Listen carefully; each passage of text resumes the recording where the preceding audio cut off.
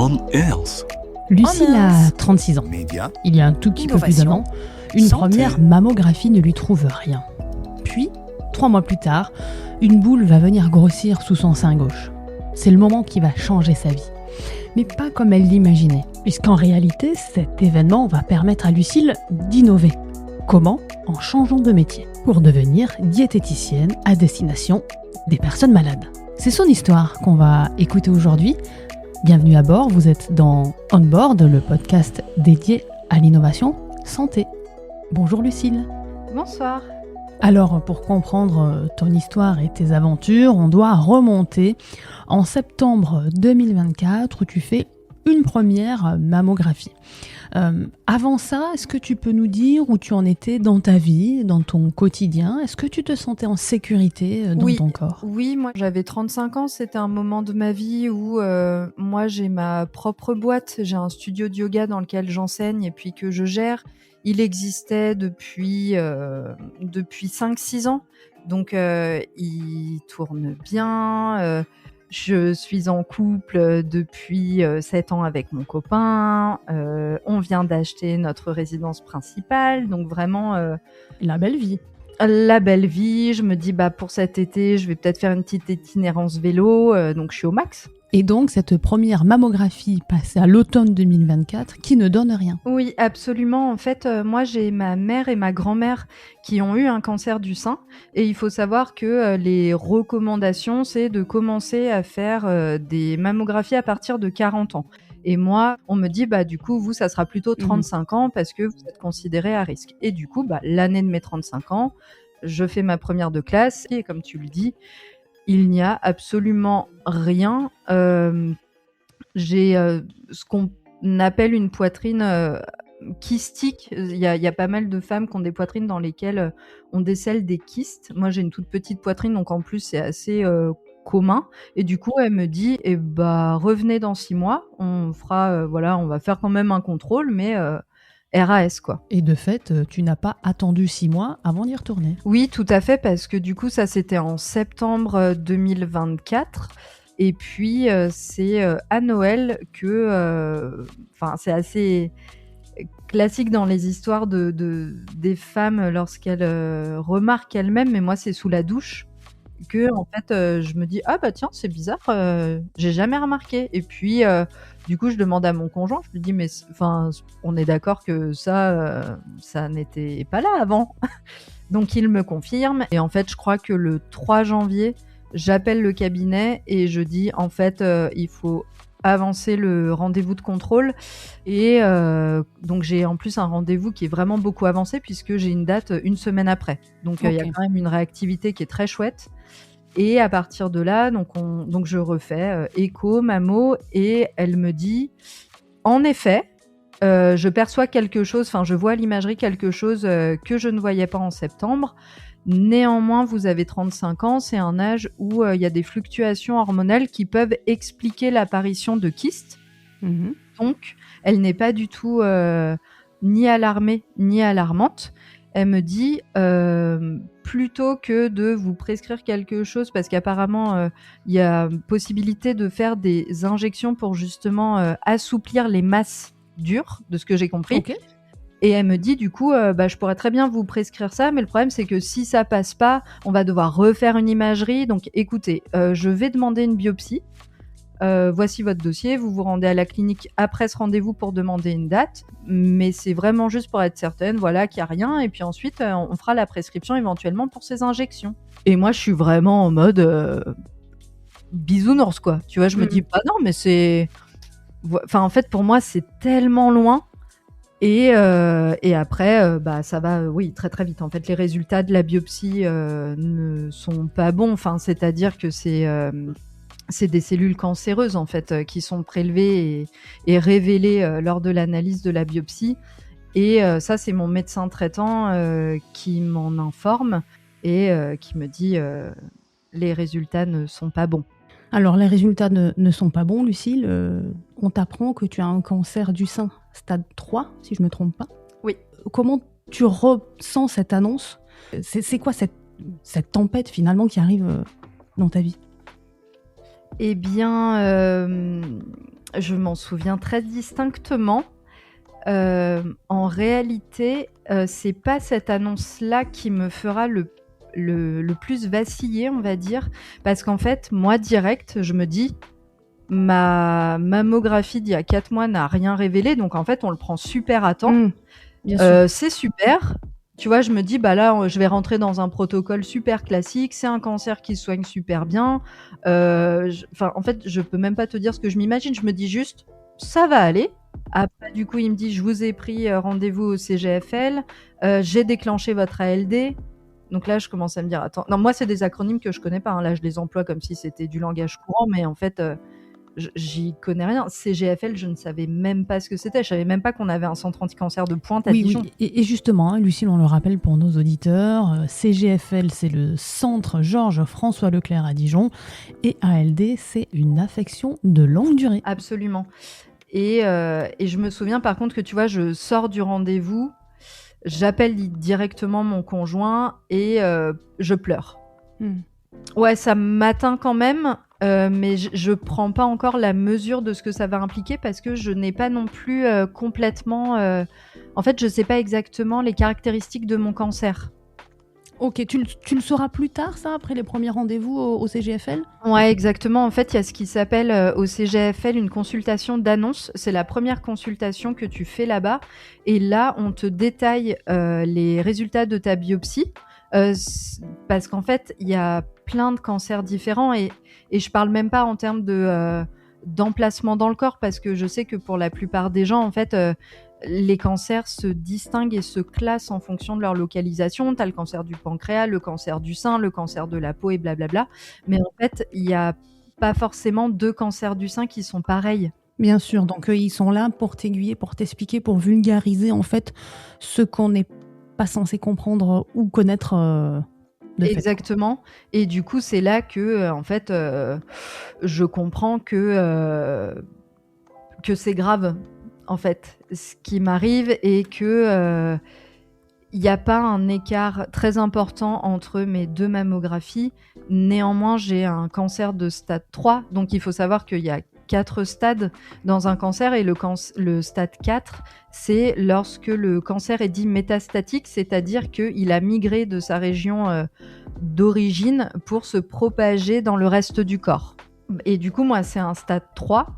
Parce que j'ai des cellules cancéreuses dans le sein, j'ai des cellules cancéreuses qui se sont infiltrées dans le muscle pectoral qui est derrière le sein, j'ai des cellules cancéreuses dans mes ganglions lymphatiques sous l'aisselle gauche. En fait, c'est comme ça que ça voyage dans le reste du corps. Le discours est très clair dès le début. J'ai un cancer de stade 3 qui a une vitesse de prolifération qui est très importante. Je fais mon rendez-vous ce jour-là et on me dit: dans 2 semaines, vous démarrez de la chimiothérapie. Vous allez faire de la chimiothérapie pendant 5 mois. Ensuite, il y aura une ablation du sein et ensuite, on vous fera de la radiothérapie. Et en fait, je m'en souviens très bien parce qu'en fait, j'étais assise sur ma chaise et j'avais mes mains, tu sais, sur mon assise. Tu sais, je tenais en fait mon assise, et quand elle m'annonce ça, je me souviens, j'ai serré mon siège, mais ouais, de toutes mes forces, et je m'en souviens parce que je me suis fait mal. Enfin, j'avais mal aux doigts, j'avais mal aux mains, et je me suis dit: mais c'est pas possible. Et surtout, en fait, on commence à employer des mots que je comprends pas.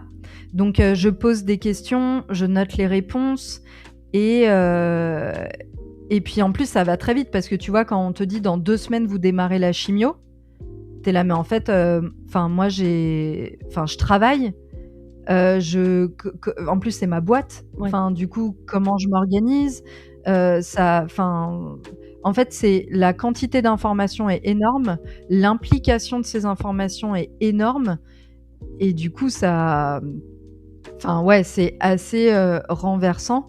Et du coup, je comprends aussi que comme je suis jeune, en fait, mes cellules sont en pleine forme, et du coup, mes cellules cancéreuses aussi, et que c'est pour ça qu'il faut réagir très vite, taper très fort. Et la médecin qui est en face de moi, l'oncologue, me le dit Enfin, je me souviens quand en fait je fais le rendez-vous, elle m'annonce tout ça et je lui dis écoutez, moi j'ai 2 questions. La première c'est est-ce que je vais mourir? Et elle me répond pas cette année. Et la deuxième question c'est est-ce que je vais perdre mes cheveux? Et elle me dit oui, 1 à 2 semaines après avoir démarré la chimiothérapie, vous allez perdre vos cheveux. J'aime bien quand tu dis que ce moment a été renversant. Et je crois, on s'est dit lors d'une rencontre précédente, évidemment, on le comprend, à partir de ce moment-là, ta vie entière va changer. Mais il y a quelque chose qui, moi, m'a vraiment interrogée, c'est tu parles des gens autour de toi à qui tu annonces cette nouvelle et qui te disent un peu maladroitement « Ah, mais c'est pas bien grave, c'est le cancer du sein, c'est celui qui se soigne le mieux, tu vas voir, tout va s'arranger. » On arrive, c'est un peu en dichotomie avec ce que tu vis, finalement. Est-ce que ça te rassurait d'entendre ça ou je crois plutôt que ça t'énervait un petit peu? Ouais, non, en effet, c'était assez délicat parce que mon entourage proche, pour le coup, avait du coup les informations que je lui donnais et mesurait très bien la portée de la gravité de ce que je vivais, de la lourdeur des protocoles. Et par contre, c'est plus sur des personnes, en effet, que tu croises. Enfin, par exemple, je me souviens que pendant mes traitements, du coup, j'avais une carte pour aller à la piscine au sein d'une association avec des personnes qui ont été malades ou qui sont malades. Et en fait, en maillot de bain, moi, j'avais une chambre implantable. Ça a fait la taille à peu près d'une pièce de 2 euros. C'est quelque chose qu'on te met sous la clavicule. Et en fait, c'est pour brancher la perfusion de la chimiothérapie. Et j'avais pas anticipé qu'en maillot de bain, en fait, ça se voit énormément, ce truc. Donc, si tu veux, j'étais assez identifiée. Donc, j'avais des petites mamies qui venaient me voir, qui me disaient « Ah, bah, vous êtes malade, vous avez un cancer, oui, oui. » Et en fait, j'avais l'impression qu'il y avait beaucoup de sollicitude et d'inquiétude de leur part. Et dès que je leur disais « C'est un cancer du sein », elles étaient là « Ah, mais ça va aller. Ah, mais c'est que ça. » Et j'étais là, mais enfin, C'est très maladroit. c'est pas possible de réagir comme ça. Oui. Et d'autant que toi, en plus, compte tenu de ton très jeune âge, tu as eu un traitement extrêmement lourd. Hein. Oui, moi très rapidement, on m'a dit écoutez, on va vous mettre les dosages maximaux. Et même, tu vois, moi j'ai eu sur 5 mois, j'ai eu deux produits différents. Pendant 2 mois, j'ai eu notamment ce qui s'appelle de l'EC. Et normalement, c'est un petit cocktail de molécules qu'on injecte toutes les 3 semaines. Et moi, je l'ai eu en format dit dose intense, c'est-à-dire toutes les 2 semaines. Parce qu'on voulait vraiment taper assez fort. Et tu vois, l'oncologue m'avait dit très clairement, ces molécules-là, ces dosages-là, si on les applique sur une personne âgée, elle peut en mourir. On peut pas te supporter, ouais. Ouais, donc encore une fois, on est vraiment sur quelque chose. Je dis pas que c'est pas dur, hein. Attention, tu vois, d'avoir un cancer du sein quand on est plus âgé. Néanmoins, c'est vraiment autre chose. Alors justement, ce traitement par EC notamment, t'a provoqué des douleurs que le grand public peut totalement ignorer, jusque dans les orteils, tu dis, qui t'ont empêché de dormir, et ça vient s'ajouter évidemment à la fatigue et aux nausées traditionnelles. Ouais, tout à fait. C'est assez hallucinant en fait quand tu t'apprêtes à démarrer le protocole de chimiothérapie parce qu'on t'informe sur les effets secondaires et c'est pas une page qu'on te donne, quoi, c'est un bouquin. Et du coup, chaque personne va vivre les choses à sa façon. On peut très bien avoir les mêmes effets secondaires mais à des intensités qui diffèrent, donc c'est vraiment très très personnel. Mais en effet, alors il y a l'épuisement que tu mentionnes et qui est réel, il y a les nausées, toutes les femmes ne les ont pas. Et ensuite, moi j'ai eu 2 mois d'EC et puis ensuite je suis passée sur une molécule qui est plus connue peut-être même du grand public, c'est le Taxol. Et en fait, c'est un produit qui est assez toxique. En effet, moi, la dernière chimiothérapie que j'ai fait en août, mes ongles étaient dans un état de fragilité extrême.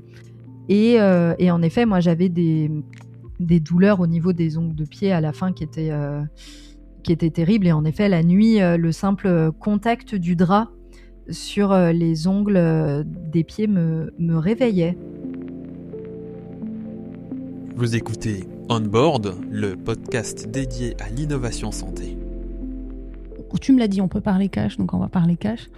Est-ce que tu t'es senti partir à un moment donné ? Est-ce que tu as vu ton corps mourir ? Moi, c'est ça qui m'a...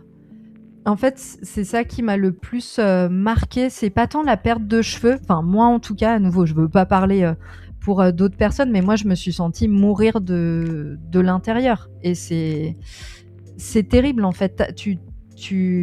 Ouais, c'est ça, ton corps ne parvient plus à exécuter ses fonctions basiques. Tu ne digères plus.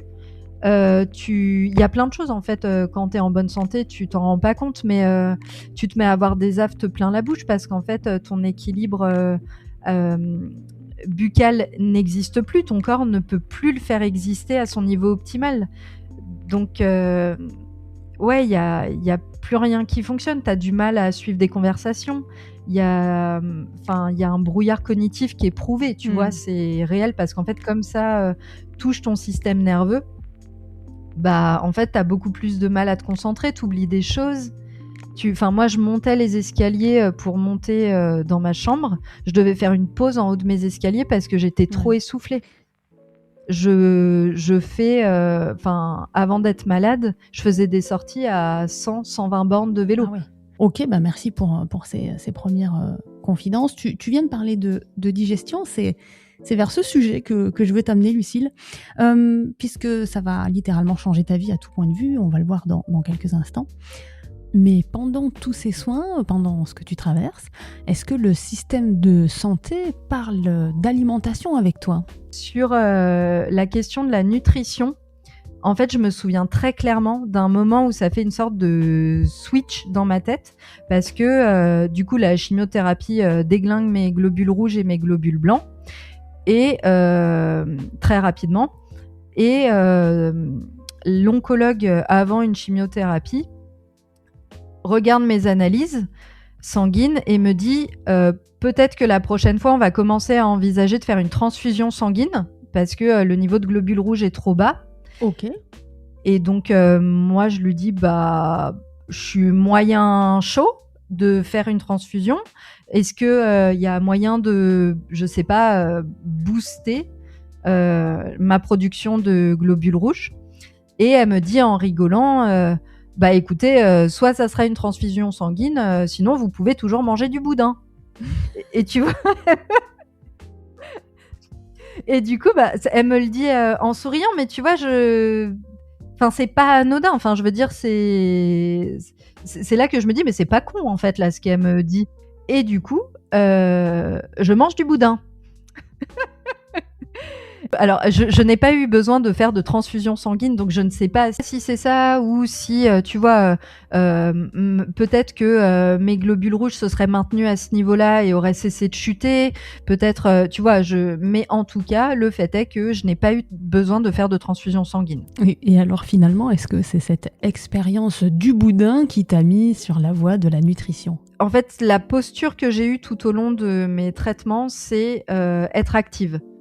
Tu vois, je voulais vraiment comprendre ce qui se passait dans mon corps, l'impact des traitements, les effets secondaires et compagnie. Moi, à chaque rendez-vous, j'avais ma petite note avec toutes mes questions. Et du coup, à partir du moment où elle me fait cette petite blague, en fait, je me dis, mais attends, mais ça, peut-être qu'en fait, à travers mon comportement, je peux influer sur la façon dont je vis les traitements. Mais tu vois, avec sa petite blagounette, je me dis, mais oui, c'est vrai qu'il y a aussi l'alimentation. Et du coup, je commence à me renseigner et à faire gaffe à ça, ouais. Sachant qu'il t'avait juste dit, je crois, le seul conseil nutritif, de fractionner les repas. C'est à peu près tout ce qu'on te dit. Ouais, parce qu'en fait, moi, c'est vrai que j'ai pas mal de nausées et je suis assez menue. Et les médecins, du coup, au début, me disent... essayez de ne pas perdre de poids. Il y a quand même un enjeu vous concernant. Ça risque ensuite d'être compliqué. C'est des traitements qui vont vous fatiguer. Si vous perdez du poids, ça va être une sorte de cercle vicieux. Donc, je leur dis évidemment que j'ai quand même du mal à m'alimenter à cause de la nausée.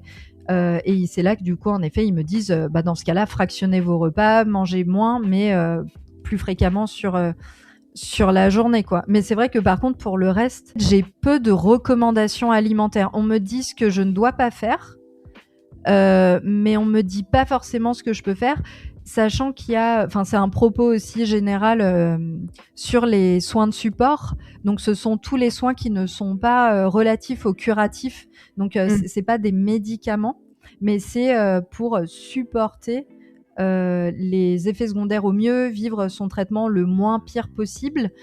Et c'est vrai que cette frange-là de la prise en charge, elle est encore assez faible, même si c'est déjà mieux qu'il y a quelques années, mais c'est limité.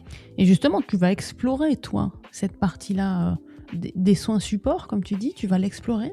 Et c'est une sorte de révélation, puisque aujourd'hui, c'est ce que tu prévois pour demain. C'est ton futur métier. Très concrètement, moi, je pète un câble, en fait. Et tu vois, au moment de la mastectomie, je me dis, mais attends, en fait, moi, je vais avoir des cicatrices qui sont quand même très importantes. Enfin, parce que j'ai fait une reconstruction par grand dorsal. Donc, j'ai un lambeau, un petit morceau de mon grand dorsal qui est un muscle dans le dos qui a été prélevé pour qu'on me le mette au niveau du sein gauche qui, lui, a été amputé. Et du coup, j'ai une cicatrice qui fait le tour de la moitié de mon thorax. Du coup, je me dis, est-ce qu'il y a un parallèle qui peut être fait entre le sport où, par exemple, quand tu cherches à construire du muscle, tu fais quand même gaffe à ton apport en protéines. Et je me dis, est-ce que là, dans le cadre d'une phase de cicatrisation, est-ce qu'il y a aussi un enjeu sur ce type de macronutriments ? Qu'est-ce que tu as découvert dans cette expérimentation ? Alors, c'est très personnel, je pense. Ce que tu vas nous dire correspond à toi, tes besoins. Mais peut-être qu'une autre patiente, ça ne marchera pas pareil. Oui, tout à fait. Déjà, de façon globale, l'apport en protéines est super important parce que même dans la phase de chimiothérapie, parce qu'en fait, ça induit une fonte musculaire. Et du coup, c'est important de venir soutenir sa masse musculaire. Donc, en ce sens, les protéines sont hyper importantes. Et puis après, c'est déjà le cas dans l'alimentation d'une personne qui est bien portante, on va dire, mais tout ce qui est oméga 3, tout ce qui, du coup, peut avoir une incidence anti-inflammatoire, bah ça du coup t'as tout intérêt aussi à le mettre dans ton assiette. Et tu vois, moi je suis suivie par une kiné spécialiste en cancer du sein, du coup en reconstruction, opération, mastectomie et compagnie. Et tu vois, elle me l'avait dit. Elle m'avait dit surveillez votre apport en protéines, soyez vigilante là-dessus. Donc, tu vois, c'était mon intuition, mais ça m'a été confirmé quand même par une professionnelle du secteur. Et aujourd'hui, justement, ça, ce que tu as découvert et ces connaissances-là, tu as réorienté, on va dire, ton parcours pro pour devenir diététicienne. C'est ça ton objectif aujourd'hui ? Ouais, absolument, parce que moi, avant mon diagnostic, j'avais 2 emplois. Donc mon studio, gérer, donner des cours, et puis j'étais serveuse également en complément. Et ça, typiquement, je ne peux plus exercer ce métier parce que ce traitement anticancéreux et l'hormonothérapie, en fait, font que je ne peux pas être plus de 2 heures debout. Et je me suis dit, je me souviens, c'était entre la chirurgie et la radiothérapie. Je me suis dit, bon, il va falloir développer un nouveau projet professionnel. Et c'est vrai que je m'étais dit, mais il y a tellement à faire sur le sujet de la nutrition. En fait, c'est important d'expliquer aux gens, que ce soit des hommes ou des femmes, ce qui se passe dans leur corps, je pense, pour qu'ils restent acteurs de leur santé. Donc, en effet, je me suis inscrite en première année de BTS diététique et nutrition. Donc je fais ma première année à distance, et sur la 2e année, je vais rejoindre une école pour justement devenir diététicienne nutritionniste, peut-être spécialisée sur ces sujets-là. J'avoue que en fait, j'avais besoin d'un projet. Sinon, à la sortie du traitement, ma vie, c'est juste la même vie qu'avant, mais en moins bien. Et ça, c'était pour moi une perspective très difficile. Donc j'ai eu besoin de formuler un projet, ça a été celui-ci. Et je sais pas si j'arriverai à aller au bout, parce que maintenant je sais que c'est pas parce qu'on veut quelque chose que ça se produit. Je suis soumise à beaucoup d'aléas. Néanmoins, ouais, c'est quelque chose qui m'anime très fortement. Et justement, ce projet-là et ce parcours, tu le documentes, ou en tout cas tu le partages sur les réseaux sociaux avec une belle petite communauté. À un moment donné, tu as eu envie de partager ça sur les réseaux. Pourquoi ? Qu'est-ce qui justifie et qu'est-ce que ça t'apporte aujourd'hui ? Bah, c'est vrai que moi, j'ai un compte Instagram qui est vraiment petit, hein. J'ai 1500 followers, comme on dit. Et à la base, c'est un compte sur lequel je partage très spontanément mon quotidien, les petites blagounettes, voilà, des petites situations marrantes. Et en fait, au moment où j'ai mon diagnostic, j'arrête complètement de faire des stories, de publier quoi que ce soit, parce que en fait, je ne me vois pas continuer à être active sur mon compte Instagram sans le dire. Parce que comme je partage mon quotidien et que ça fait partie de mon quotidien, bah... Et en fait, très rapidement, je me dis, je vais en parler parce que je ne veux pas avoir honte d'être malade. Donc, j'en parle très ouvertement. Les retours de tes followers ? Bah, vraiment des petits cœurs. Hein. Ouais, globalement, les gens sont... Enfin, je dis globalement, mais je pense que je n'ai pas un retour, tu vois, négatif ou maladroit. Enfin, les gens sont très choqués. Ils m'apportent tout leur soutien. Et rapidement, c'est vrai que, tu vois, je prends le parti aussi d'être dans une démarche informative. Parce que comme je me rends compte que, en fait, les gens comprennent pas très bien ou ne connaissent pas très bien la réalité des patients jeunes. Tu vois, on rejoint ce qu'on se disait au début sur parfois, tu as des propos complètement déconnectés, tu vois, de ma réalité. Et je me dis, bah, je vais parler en fait aussi, donc pas que, mais de mon traitement, de ce que ça implique. Et là où je suis très reconnaissante et très portée aussi, c'est que les gens, tu vois, me remercient de communiquer là-dessus et se montrent intéressés. Mais tu as aussi une newsletter, je crois. Oui, absolument, parce que une fois que tu as repris un peu le chemin du boulot, une fois que tu n'as plus rendez-vous toutes les semaines à l'hôpital, bah, mon quotidien reste très impacté par ces traitements-là. Et du coup, j'ai souhaité faire une newsletter, donc c'est un épisode par mois, où justement, je parle de la mise en place de mon traitement anticancéreux. Donc, il a commencé en décembre 2025. La newsletter, du coup, s'appelle Après le choc. Et elle est diffusée sur Kessel. Tu vois, c'est la baseline un petit peu de la newsletter. C'est chronique de tout ce qui commence lorsque les traitements actifs sont achevés. Parce qu'en fait, on se dit, bah non, mais c'est bon, la chimio, c'est fini, tes cheveux, ils ont repoussé, c'est all good. Et t'es là, bah non, en fait, c'est vraiment un séisme qui a des répercussions qui se poursuivent. Alors, Lucille, on arrive à la fin de ce podcast. Peut-être une dernière question avant de se quitter. Si on revient au début de cette histoire, au moment où on t'a dit stade 3 sur 4, qu'est-ce que tu aurais eu besoin d'entendre et qu'on ne t'a jamais dit à ce moment-là ? Ça va aller. Et du coup, ça va ? Ça dépend des jours, ça dépend des heures, mais en tout cas, je continue d'avancer, je continue de formuler des projets et j'essaie de... C'est très particulier de formuler des projets en sachant que une récidive peut pointer le bout de son nez, que tu peux repasser dans la machine à laver des traitements, mais j'essaie de faire comme si ça n'allait pas se produire parce que je me dis que sinon, bah, je laisse la maladie gagner.